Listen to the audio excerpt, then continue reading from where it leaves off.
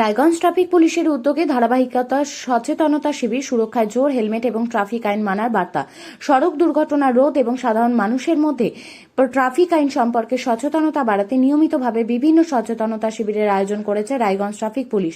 Raiganj police জেলার তত্ত্বাবধানে Raiganj town traffic পুলিশের উদ্যোগে শহরে বিভিন্ন গুরুত্বপূর্ণ মোড়, জনবহুল এলাকা এবং শিক্ষা প্রতিষ্ঠানের সামনে সচেতনতামূলক কর্মসূচি পরিচালিত হচ্ছে।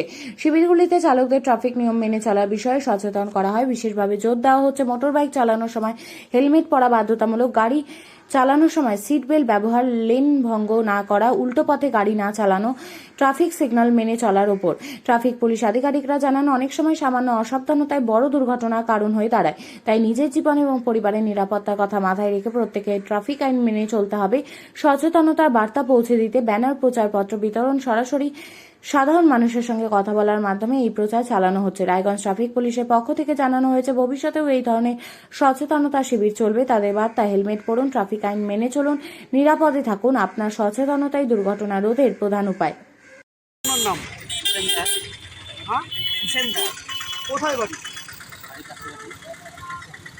এই যে কদিন থেকে আমরা দেখছি যে শিলিগুড়ি মোড় এলাকায় এখানে যে ট্রাফিক পুলিশ আছে তারা প্রত্যেকটি বাইকের কাগজপত্র চেক করছে এবং হেলমেট পরা আছে কিনা সেটাও চেক করছে। পুলিশের এই কাজটা কেমন চোখে দেখছে? ওনারা আমাদের জন্য করছে, হেলমেট পরাটা আমাদের সেফটি, জীবনের সেফটি, ঠিক আছে। ওনারা সাধুবাদ জানাই যে এরা ভালো কাজ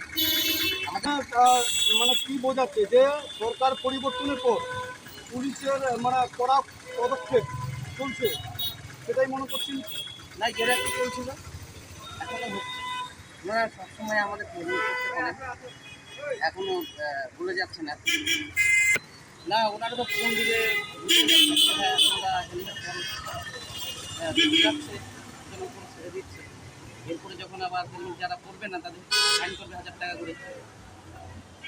আজকে আবার দেখা গেল এই কিছুক্ষণের মধ্যে একটা অ্যাওয়ারনেসও প্রোগ্রাম করেছে এখানকার ট্রাফিক পুলিশ, হ্যাঁ সেখানেও বোঝাচ্ছে।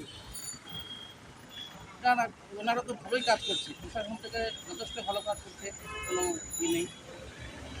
ওনাদের শুধু ভালো বলবই, ঠিক আছে। ওনারা তো এটা তো যে আমাদের লাইফে জীবনের একটা নিরাপত্তা, একটা জীবনের নিরাপত্তা। আপনিও দেখছি হেলমেট পরে আছেন। আমাকেও ধরছিল, তারপরে সামনে হেলমেটটা কিনলাম, বুঝছি।